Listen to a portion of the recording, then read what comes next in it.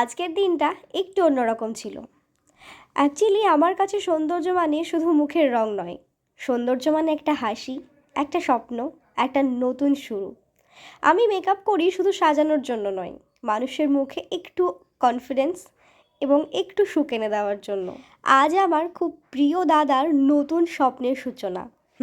বাপি travels, যেখান থেকে মানুষের যাত্রা শুরু করবে তাদের স্বপ্নের পথে। যেভাবে আমি এক একটা মুখের নতুন গল্প লিখি, ঠিক সেভাবেই দাদা মানুষকে পৌঁছে দেবে তাদের প্রিয় গন্তব্যে।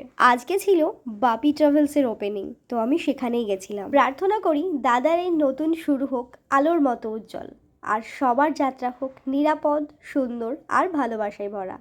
আমি যেমন রঙে সাজাই মানুষকে, ঠিক তেমনি বাপি ট্রাভেলস সাজিয়ে তুলুক সবার জীবনের পথ।